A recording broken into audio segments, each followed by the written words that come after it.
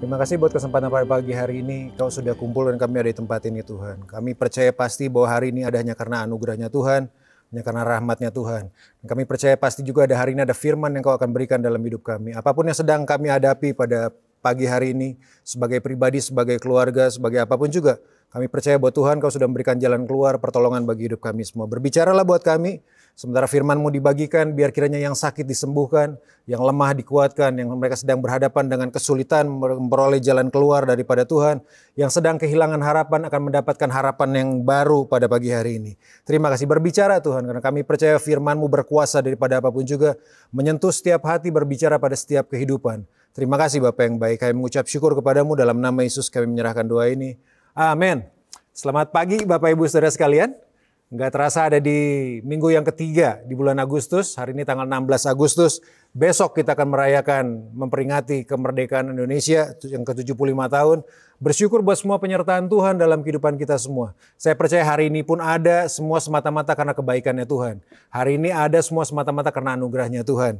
Dalam rangkaian 1 bulan ini kita berbicara mengenai passion.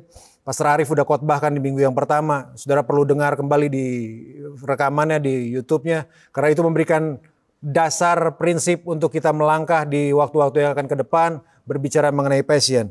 Nah hari ini saya sebelumnya berbicara mengenai sharing mengenai passion dari seorang yang sangat biasa. Dari seorang yang kita udah kenal lama. Jadi saya menyebutnya adalah 4 pelajaran yang Zakius ajarkan mengenai kita, mengenai passion. Karena hari ini saya akan berbicara mengenai passion dari sisi Zakius. Lukas pasal yang ke-19, ayat yang pertama sampai ayat yang ke-10. Kita akan baca pelan-pelan, baca ayat per ayat. Saya berdoa ini bisa akan memberi penerangan buat kehidupan saudara, pencerahan dalam kehidupan kita semua. Lukas pasal 19, ayat yang pertama sampai ayat yang ke-10. Yesus masuk ke kota Yeriko dan berjalan terus melintasi kota itu. Yang ayat yang kedua, di situ ada seorang bernama Zakius, kepala pemungut cukai dan ia seorang yang kaya. Nah berhenti sampai di situ. Nah menarik adalah Alkitab menyebutkan Zakius, dia sebutkan profesinya dan kemudian kan dia sebutkan apa yang dia miliki pada saat itu. Alkitab tuliskan di situ ada seorang bernama Zakius, kepala pemungut cukai dan ia adalah seorang yang kaya. Nah saudara perlu mengerti bahwa Israel pada saat itu sedang dijajah oleh kerajaan Romawi. Nah kerajaan Romawi itu biasanya akan menempatkan satu orang, akan mengambil satu orang dari negara jajahannya yang bertugas untuk mengumpulkan upeti di tempat di tanah jajahan untuk dikumpulkan bagi kepentingan kerajaan Romawi. Dan Zakius adalah salah satunya sebagai pemungut cukai, dan dia bukan sekedar sebagai pemungut cukai, dia adalah seorang kepala pemungut cukai. Dan pengertian saya adalah gini, Zakius adalah orang yang dekat dengan kekuasaan pada saat itu. Dia adalah orang-orang yang dekat dengan penjajah memang pada saat itu, tapi dia dekat dengan kekuasaan pada saat itu, punya pengertian, dia punya posisi yang sangat bagus. Walaupun dia dibenci oleh orang Israel pada saat itu karena dia adalah salah satu orang yang membuat menyengsarakan bangsanya sendiri. Tapi di sisi yang lain dia adalah seorang yang memiliki hubungan yang dekat dengan kekuasaan, itu yang pertama. Disebutkan dia adalah kepala pemungut cukai. Bukan sekedar pemungut cukai, tapi dia adalah seorang kepala. Yang kedua, ia sangat kaya. Betul, ia sangat kaya. Jelas dia akan menjadi orang yang sangat kaya secara materi. Nah yang mau saya sodorkan untuk saudara pada kesempatan pada pagi hari ini adalah gini. Kalau begitu ada kekayaan, kekuasaan, dekat dengan kekuasaan, nama baik, nama tenar, itu nggak bisa memberikan kebahagiaan dalam hidup kita loh. Berhentilah untuk berpikir sejenak. Dari mana lu tahu? Dari mana Anda tahu kayak begitu? Loh, tanya, Om Zakius adalah dalam posisi seperti itu 2000 tahun yang lalu. Dia seorang kepala pemungut cukai, dia seorang yang punya pengaruh pada saat itu, seorang yang dekat dengan kekuasaan, apapun yang dia mau dia bisa. Kemudian dia adalah seorang yang sangat kaya. Dia seorang yang gak kekurangan dalam segi materi. Tapi itu punya pengertian kan gini, kalau gitu kekayaan dan kekuasaan apa yang ada di dunia ini gak bisa menentukan, gak bisa membahagiakan kehidupan seorang Zakius dan juga kehidupan kita sebagai manusia. Pelajaran pertama yang didapat dari Zakius berbicara mengenai passion dan berbicara mengenai itu pula adalah purpose, adalah tujuan yang menciptakan kegairahan. Tujuan menciptakan kegairahan. Purpose creates your passion. Dan Alkitab tulis, walaupun Zakius adalah orang yang kaya, walaupun Zakius adalah orang yang berkuasa, tetap ada kekosongan yang ada dalam dirinya. Sampai dia ketemu dengan apa yang disebut dengan purpose-nya. Nah purpose itu disebutkan di ayat yang ketiga. Ayat yang ketiga berkata gini, Zakius, ia berusaha untuk melihat orang apakah Yesus itu. Pelajaran penting pertama yang saya dan saudara harus lakukan, dan kita udah ulang ini beberapa bulan yang lalu dengan calling, dengan purpose, adalah saudara perlu menemukan tujuan saudara di dalam Tuhan. Karena memang gini, tujuan saudara, itulah yang menciptakan kegairahan kita. Purpose-nya kita yang akan menciptakan kegairahan dalam hidup kita semua. Pelajaran yang pertama yang Zakius ajarkan adalah bahwa tujuan melahirkan passion, melahirkan kegairahan. Dari mana kita tahu bahwa tujuan melahirkan kegairahan? Bahwa kegairahan itu berjalan bersama-sama dengan tujuan. Saya harus sebutkan bahkan dalam satu kegairahan itu ada dalam satu paket dalam tujuan. Oh, contoh sederhana aja. Saya alamin dan saya rasa Bapak Ibu, teman-teman semua yang nonton, yang mendengarkan juga ngalamin. Waktu kita kecil atau waktu kita sekarang. Kalau saudara mau bilang punya rencana untuk besok pergi liburan, contohnya pergi liburan ke Bandung dengan keluarga besar saudara atau dengan teman-teman yang kita nggak pernah lakukan sebelumnya. Kalau saudara punya tujuan besok pergi liburan ke Bandung, biasanya kan yang terjadi kayak gini, saudara akan selalu susah tidur pada malam ini. Biasanya sih yang terjadi kayak begitu. Kenapa? Karena ya ada bilang takut terlambat. Tapi di atas semuanya itu kenapa kita sering kali susah tidur? Karena kita begitu excited, begitu bergairah. Karena besok kita punya tujuan untuk pergi ke kota berlibur bersama dengan teman-teman. Itu punya pengertian, tujuan itu selalu melahirkan kegairahan. Purpose itu selalu menciptakan kegairahan dalam kehidupan saya dan saudara. Pastor Arief udah sebutkan di minggu yang pertama. Purpose itu, passion itu bisa menjadi passion akan hal yang benar, kemudian juga bisa menjadi passion hal yang salah. Itu sangat tergantung dari tujuannya. Kalau tujuan saudara salah, passion saudara salah. Kalau tujuan saudara salah, passion saudara salah, hidup saudara akan menjadi salah. Tapi sebaliknya, kalau tujuan kita benar, menghasilkan passion yang benar, hidup kita berjalan ke arah yang benar. Alkitab tulis begini, Zakius, ia berusaha untuk melihat siapa Yesus. Tujuan saya dan saudara ada di dunia itu ada di dalam Kristus. Itu yang paling penting. Tujuan kita hadir di dunia itu ada dalam Kristus. Berarti kalau tujuan kita ada di dalam Kristus, tujuan kita sebesar kehidupannya Kristus itu sendiri. Besarnya tujuan saudara itu menentukan besarnya passion, kegairahan yang saudara miliki dalam kehidupan. Kalau tujuan saya sebesar Tuhan yang besar itu, maka passion saya menjadi kegairahan saya menjadi sebesar tujuan hidup saya sendiri. Besarnya tujuan kita menentukan besarnya passion, kegairahan yang kita miliki. Itu pelajaran pertama, yang paling penting, yang paling mendasar, yang Zakius ajarkan buat kita sendiri mengenai passion. Bahwa passion itu selalu berjalan mengikuti tujuan. Itu sebabnya penting untuk tentukan tujuannya. Pelajaran yang nomor kedua, passion, kegairahan itu selalu melahirkan energi dalam kehidupan. Passion itu selalu melahirkan kekuatan, kuasa, energi dalam kehidupan. Ayat yang keempat berkata begini, maka berlarilah Zakius. Maka berlarilah Zakius mendahului orang banyak. Kalau orang udah tahu tujuan hidupnya, kemudian dari tujuan itu dia mendapatkan passion itu akan melahirkan energi dalam kehidupan. Passion itu seperti bahan bakar pada mobil, pada kendaraan kita. Sebagus-bagusnya mobil saudara, sebagus-bagusnya kendaraan saudara, kalau nggak punya bahan bakar, dia nggak akan pergi kemana-mana. Passion, kegairahan itu memberikan energi. Alkitab tulis begini, Zakius dia berlari. Dia nggak berjalan loh. Saking passionate-nya dia kepada untuk mengenal siapa Tuhan Yesus, dia berlari loh. Dia nggak berjalan, memberikan energi. Walaupun Alkitab tulis badannya pendek, dia memberikan energi. Passion itu memberikan energi untuk Zakius berlari. Nomor dua adalah passion itu melahirkan energi dalam kehidupan. Bukan sekedar passion itu melahirkan energi. John Maxwell satu kali katakan dengan sebuah hal yang sangat bagus. Yang membedakan antara orang average dengan orang yang rata-rata, orang kebanyakan, dengan seorang yang excellent, itu terletak pada passionnya. Karena Alkitab tulis begini ayat yang keempat kalau saudara selesaikan. Maka berlarilah Zakius mendahului orang banyak. Berlarilah Zakius mendahului orang banyak. Maka berlarilah orang yang passionate mendahului, berdiri di depan, berjalan di depan, berlari di depan, dalam posisi depan, di tengah, di antara melebihi orang-orang kebanyakan. Yang membedakan antara orang kebanyakan dengan orang yang excellent cuman pada passionnya. Itu sebabnya passion itu menjadi hal yang sangat penting. Energi itu yang membuat hal yang sangat penting. Kalau saudara orang kebanyakan, saya suka dengan perkataan gitu bahwa Zakius berlari mendahului orang banyak, orang kebanyakan. Kalau orang kebanyakan, orang yang rata-rata, orang yang average, orang yang ya rata-rata aja, hidupnya ya disebutnya dengan lumayan-lumayan aja. Kalau orang yang lumayan, orang yang cuman kebanyakan, energinya cuman 10, sementara orang yang passionate, sementara orang yang bergairah, energinya adalah 100, saya harus beritahu, orang yang cuman kebanyakan rata-rata adalah energinya 10, maka prestasi kerja, prestasi kehidupannya cuma akan maksimal di angka 10. Itu jelas. Nggak mungkin di angka 11. Kenapa? Karena energinya cuma di 10.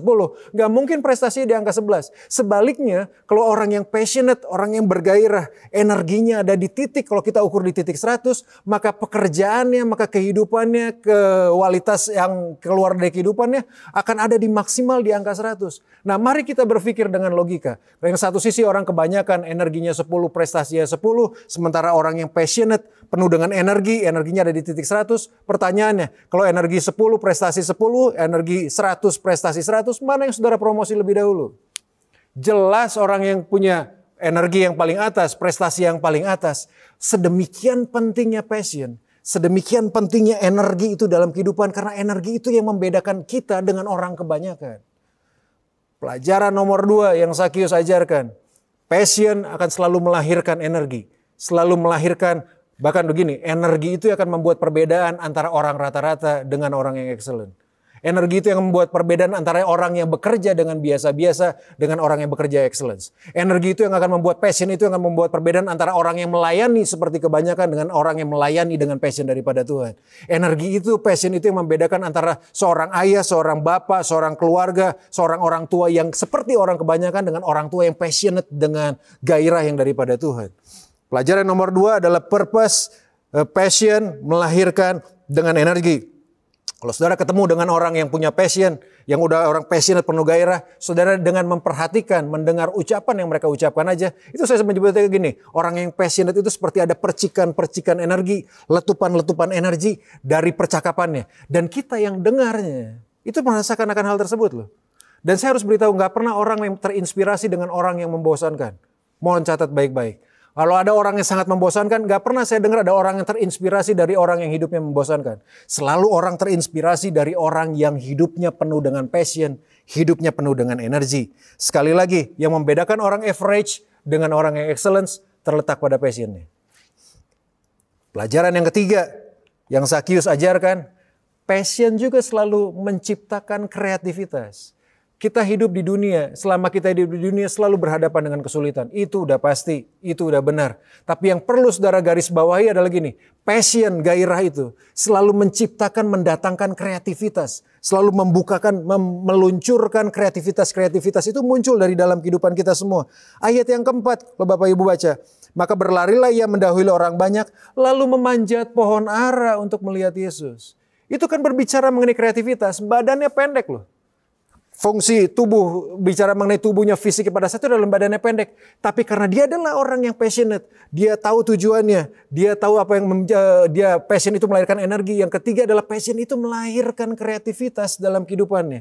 Dia nggak kehabisan akal di tengah situasi yang sulit. Justru di tengah situasi yang sulit orang-orang passionate bisa menemukan kreativitas-kreativitas lain dalam kehidupannya. Dan perlu saudara catat, Tuhan sudah menyiapkan solusi jauh sebelum kita berhadapan dengan kesulitan.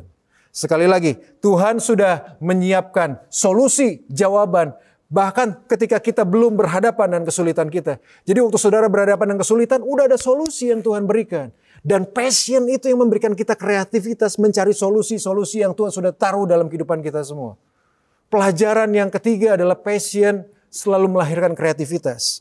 Passion pula yang selalu melahirkan hal-hal baru. Betul, dalam dunia selalu berhadapan kesulitan, tapi betul juga Tuhan selalu memberikan solusi di tengah kesulitan-kesulitan kita yang ada.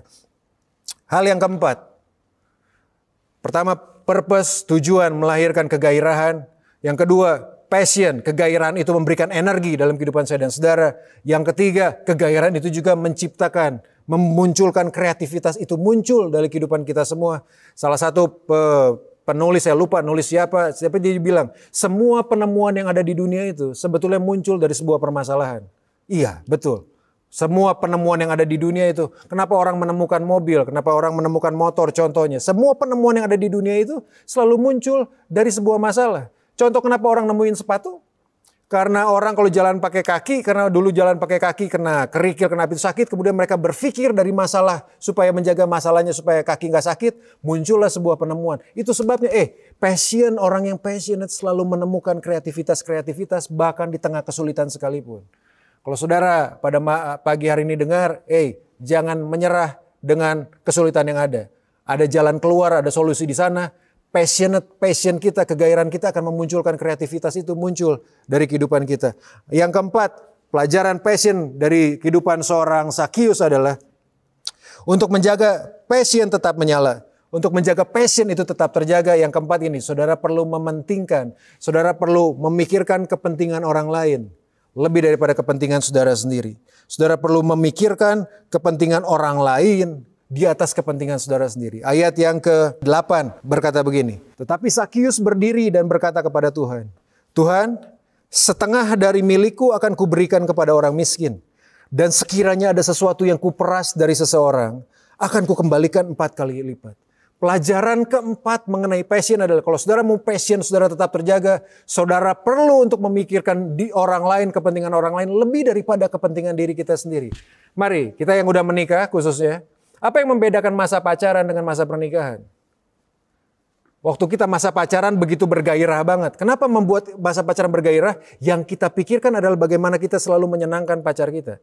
Bagaimana kita selalu menyenangkan kekasih pasangan hidup kita. Kan itu selalu kayak begitu kan. Saudara udah ketemu dia, baru ketemu tadi setengah jam yang lalu, kemudian nyampe rumah, zaman dulu kan harus telepon. Kemudian langsung teleponan lagi. Kenapa? Selalu memikirkan pasangan kita.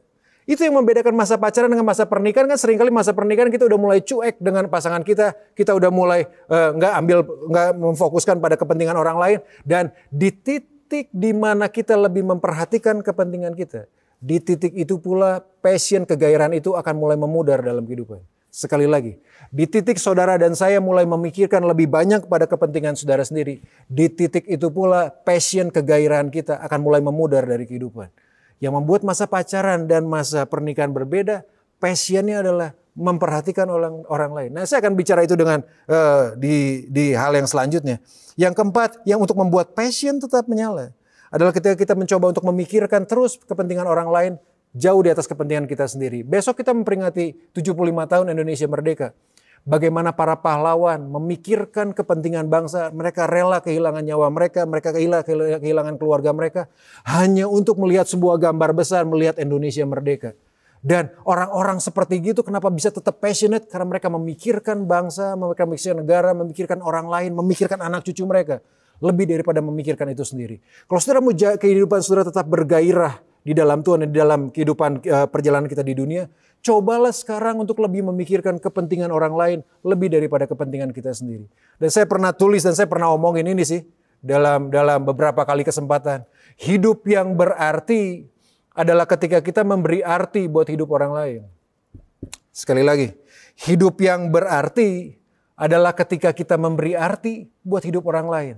Itu yang membuat hidup kita tetap passionate. Itu yang membuat hidup kita tetap bergairah. Itu yang membuat hidup kita tetap, itu saya bilang, memiliki gregetnya dalam kehidupan. Membikin hidup lebih hidup karena apa? Karena kita memikirkan orang lain lebih daripada kita memikirkan diri sendiri. Kemudian pertanyaannya adalah lagi, gimana kalau saya udah mulai kehilangan passion hari ini? Bagaimana kalau saya udah mulai kehilangan, udah mulai luntur gairah-gairah untuk hidup dalam hidup hari ini? Wahyu pasal yang kedua, ayat yang keempat dan ayat yang kelima. Tuhan Yesus sedang berbicara di hari-hari terakhir di kitab Wahyu buat gerejanya, buat jemaatnya. Ini buat jemaat di kota Efesus kalau nggak salah. Ayat Wahyu pasal yang kedua ayat keempat sampai kelima. Tuhan Yesus berkata begini, Alkitab berkata begini, namun demikian aku, maksudnya Tuhan Yesus mencela engkau. Bayangin dia mencela gereja loh. Dia mencela gereja, mencela jemaat Tuhan. Karena engkau telah meninggalkan kasihmu yang mula. Karena engkau telah kehilangan passionmu yang semula. Passion itu sangat penting loh dalam kehidupan. Bahkan Alkitab tulis di hari terakhir, Yesus Tuhan sendiri bilang, aku mencela engkau karena engkau telah meninggalkan kasihmu yang semula. Alkitab nggak tulis begini, karena engkau telah kehilangan kasihmu yang semula. Tapi karena kita telah meninggalkan. Artinya kita semakin mengambil sebuah tindakan untuk meninggalkan kasih kita. Meninggalkan passion kita. Untuk mulai terbiasa dengan rutinitas. Hati-hati dengan rutinitas. Semakin terbiasa kita dengan rutinitas, kegairahan akan menjadi semakin memudar. Namun demikian aku mencela engkau karena engkau telah meninggalkan kasihmu yang semula. Tapi Tuhan berikan solusinya. Tuhan berikan solusinya. Untuk hidup kembali lagi menjadi penuh passion. Sebab itu ingatlah betapa dalamnya engkau telah jatuh. Hal pertama saudara perlu ingat yang dulu saudara lakukan. Makanya tadi saya bilang kalau pasangan suami istri udah mulai kehilangan kegairahan. udah mulai kehilangan udah mulai kehilangan kegairahan, udah mulai kehilangan passionnya dalam hubungan keluarga, dalam hubungan suami istri, saudara perlu, pertama yang Alkitab tulis di kitab Wahyu, saudara perlu mengingat kembali waktu masa pacaran dulu dengan istri saudara sekarang. Saudara ingat bagaimana saudara begitu passionate-nya dia bagaimana saudara begitu passionate dengan pasangan hidup saudara. Saudara ingat masa-masa seperti kayak gitu. Alkitab juga tulis begini, kamu perlu ingat dulu keadaan kamu sebelum kamu jatuh. Saudara perlu ingat dulu waktu saudara pacaran, apa yang saudara lakukan di sana, begitu apa passionate-nya saudara di sana. Kemudian apa yang dilakukan? Yang pertama adalah saudara perlu ingat bagaimana saudara dulu, hal-hal dulu yang saudara lakukan. Yang kedua, Alkitab tulis gini, ingatlah betapa dalam yang kau telah jatuh, kemudian bertobatlah. Ambil sebuah keputusan. Mengingat aja tanpa bertobat nggak akan membuat pengaruh apa-apa dalam kehidupan. Nggak akan mengembalikan passion itu dalam kehidupan. Ingatlah bagaimana keadaan kamu telah jatuh. Ingatlah bagaimana dahulu saudara bertemu dengan istri saudara di masa pacaran. Bertobat, mengambil sebuah keputusan untuk berbalik arah. Dan yang ketiga adalah gini, saudara perlu lakukan kembali. Alkitab tulis gini, bertobatlah dan lakukanlah lagi apa yang semula engkau lakukan. Pastor Arif tuh selalu ngomong, gembala sidang kita selalu ngomong, walaupun kita udah menikah selama 10, 20, 30, 40, 50 tahun sampai berapa puluh tahun, saudara tetap perlu untuk memiliki waktu-waktu pacaran dengan pasangan hidup kita. Kenapa? Untuk menjaga bahwa passion itu tetap terjaga. Kalau saudara nggak jaga itu dengan sangat baik, kita akan sedang kehilangan kehidupan kita sendiri. Ingat, bertobat, lakukan. Demikian pula dalam pekerjaan. Kalau saudara bekerja hari ini udah mulai kehilangan passionnya, saudara perlu ingat kembali bagaimana saudara pertama kali diterima di perusahaan saudara sekarang. Kalau saudara ingat kembali akan hal itu, kemudian saudara mulai memikirkan untuk berubah, kemudian Alkitab tulis lakukan kembali apa yang saudara perlu lakukan. Kalau saudara udah mulai sebagai orang tua, udah mulai lelah, udah mulai kehilangan passion kepada anak saudara, ingat bagaimana ketika anak tersebut lahir di kehidupan kita.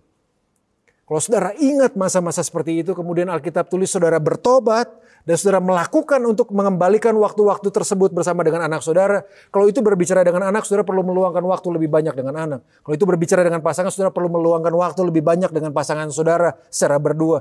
Nah, kita perlu lakukan itu. Untuk mengembalikan passion itu tetap terjaga dalam hubungan kita. Untuk mengembalikan passion itu tetap terjaga dalam kehidupan keluarga kita, dalam kehidupan pribadi kita.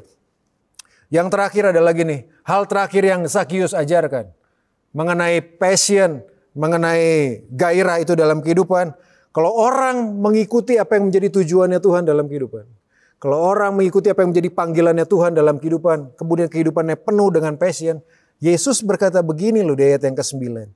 Lukas pasal yang ke-19 tadi ayat yang ke-9, kata Yesus kepadanya, hari ini telah terjadi keselamatan kepada rumah ini, karena orang ini pun anak Abraham. Hari ini loh, nggak hari besok, nggak hari yang nanti. Tapi hari ini, kalau saudara berjalan pada tujuannya Tuhan, kemudian saudara menemukan passion, bergairah itu dalam kehidupan, Alkitab tulis gini, bahkan Yesus berkata, hari ini saudara dan saya telah menerima keselamatan daripada Tuhan. Bukan sekedar keselamatan masuk surga, tapi waktu saudara mengikuti apa yang menjadi tujuan Tuhan dan bergairah dengan kehidupan yang Tuhan beri dalam kehidupan kita, kehidupan keluarga kita, Alkitab tulis begini, akan selalu ada pengharapan. Kalau Tuhan ada dalam kehidupan kita kan akan selalu ada pengharapan, akan selalu ada jawaban, akan selalu ada ketenangan, akan selalu ada kedamaian, akan selalu ada pertolongan pada waktunya. Mari menemukan apa yang menjadi tujuan. Mari kemudian menggelorakan kembali gairah itu dalam kehidupan. Karena kegairahan itu yang membuat kita berbeda dengan yang lain.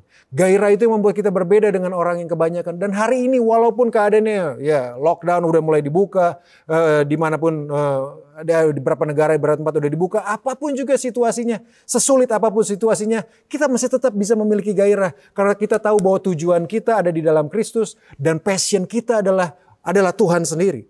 Gairah kita adalah kehidupan kita adalah kehidupan yang berjalan sesuai dengan tujuannya Tuhan. Zakius mengajarkan akan hal ini dan Zakius sudah mengalami akan hal ini. Saya berdoa biar ini juga kita alami dalam kehidupan kita hari-hari ini. Di tengah apapun juga yang sedang kita hadapi, percayalah. Tuhan sudah memberikan passion, sudah ada gairah yang muncul dari kehidupan kita semua. Dan justru di saat-saat seperti kayak begini, Tuhan akan melihat bahwa anak-anaknya yang passion akan tujuannya daripada Tuhan, dia yang akan terbang tinggi mengatasi segala badai. Dia yang akan berdiri menjadi terang, menjadi garam dunia dimanapun mereka berada. Justru di saat-saat seperti inilah, ketika passion kita muncul dalam kehidupan, ketika gairah akan Tuhan itu muncul dalam kehidupan, saudara dan saya akan dibawa Tuhan untuk mengangkat tinggi diangkat tinggi dalam kehidupan. Pagi hari ini, sebelum kita akan selesai, kita akan berdoa sama-sama. Dan apapun juga sekali lagi, apapun juga yang sedang menjadi pergumulan Bapak Ibu, teman-teman, saudara sekalian, percayalah. Dalam Tuhan sudah ada solusi, dalam Tuhan ada kegairahan, dalam Tuhan ada kekuatan yang akan Dia berikan dalam kehidupan kita anak-anaknya. Mari kita datang pada Tuhan pada pagi hari ini. Terima kasih buat kesempatan pagi hari ini. Kau sudah berbicara buat kami anak-anak-Mu Tuhan. Sekali lagi kami meletakkan seluruh kehidupan kami kepada Tuhan. Kami bisa di tengah situasi yang sulit ini tetap memiliki gairah. Bukan karena kami kaya, bukan karena kami memiliki koneksi yang banyak. Bukan. Tapi kami tahu bahwa kami bisa menjadi orang yang bergairah dalam kehidupan. Karena kami tahu Tuhan kami lebih besar daripada apapun juga. Kami bergairah karena hidup kami akan dipakai Tuhan untuk menjadi berkat bagi orang lain. Terima kasih Tuhan Yesus. Kalau ada di antara yang menonton pada pagi hari ini, yang mendengar pada pagi ini, suami istri khususnya, keluarga khususnya sedang berhadapan dengan kehilangan kegairahan, kehilangan passion dalam keluarga. Hamba-Mu cuma berdoa kiranya kasih-Mu mengalir, menyentuh kehidupan mereka, berbicara atas kehidupan mereka semua, mengubahkan pola pikir yang salah, dan memberikan pewahyuan-pewahyuan baru, menyentuh mereka dengan kasih-Mu, buat keluarga ini, keluarga kami ini menjadi keluarga yang menjadi berkat dimanapun kami berada. Terima kasih Tuhan Yesus. Kami menyerahkan hidup kami ke dalam tangan kuasa Tuhan. Kami tahu waktu-waktu ke depan akan menjadi waktu yang sulit, tapi kami percaya kami tetap bergairah karena Tuhan adalah Tuhan yang memiliki rencana-rencana yang besar dalam kehidupan kami semua. Terima kasih Bapa yang baik. Di dalam nama Tuhan Yesus, kami menyerahkan ini, kami ucap syukur. Amin. Tuhan Yesus memberkati.